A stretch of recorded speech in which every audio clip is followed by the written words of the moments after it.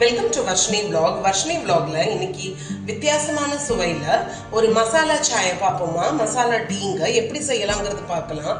இந்த குழு பட்டை ஒரு துண்டு எடுத்திருக்கேங்க, பட்டை. அதுக்கப்புறம் ஏலக்காய் ரெண்டு ஏலக்காய் எடுத்திருக்கேன். எனக்கு 2 பேருக்கு தான் போட போகிறேன். 2 பேரோட அளவு தான் இப்போ சொல்லிட்டு இருக்கேங்க. நெக்ஸ்ட்டு குருமிளகு, பிளாக் பெப்பர், அது 3 தான் எடுத்திருக்கேன்.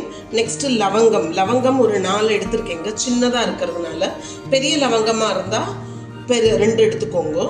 அதுக்கப்புறம் இஞ்சிங்க, இதெல்லாம் தான் தேவையான பொருட்கள். இதெல்லாம் நம்ம தட்டிக்கலாம். இந்த மாதிரி மசாலா தட்டுற இதெல்லாத்தையும் எடுத்து நான் தட்டிக்க போகிறேங்க. நல்லா நுணுக்கிட்டு அதுக்கப்புறம் சேர்த்துக்க வேண்டிதான். அதுக்கப்புறம் ஒரு டீ பாத்திரம் எடுத்துட்டு எவ்வளோ பால் சேர்க்குறோமோ அவ்வளோ அளவு தண்ணி தான் நான் சேர்ப்பேன். இப்போ 2 பேருக்குனால 1 கிளாஸ் தண்ணி சேர்த்துருக்கேங்க. அப்புறம் 2 பேருக்குள்ள டீ பொடிங்க, 2 பேருக்குள்ள டீ பொடி போட்டாச்சுங்க.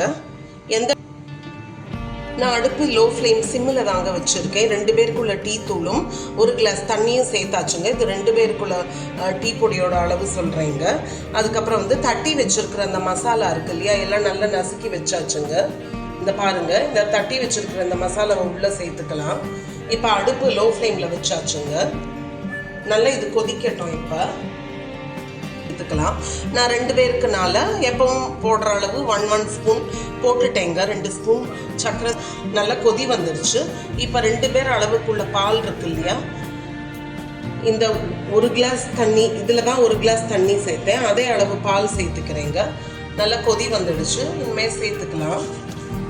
இது காய்ச்சாத பாலுங்க. காய்ச்சின பால்னா நீங்கள் அடுப்பை ஆஃப் பண்ணிட்டு கூட கடைசியில் சேர்த்தா போதும்.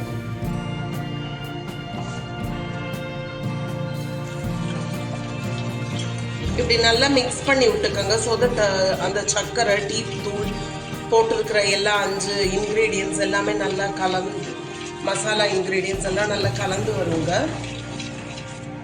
நல்லா கொதிச்சு வந்துருச்சு பாருங்க டீ. இந்த ஸ்டேஜில் நம்ம ஆஃப் பண்ணிடலாம் ஸ்டவ்வை. இப்போ ஒரு வடிகட்டி வச்சு ஒரு பாத்திரத்தில் வடிகட்டிடுறேங்க.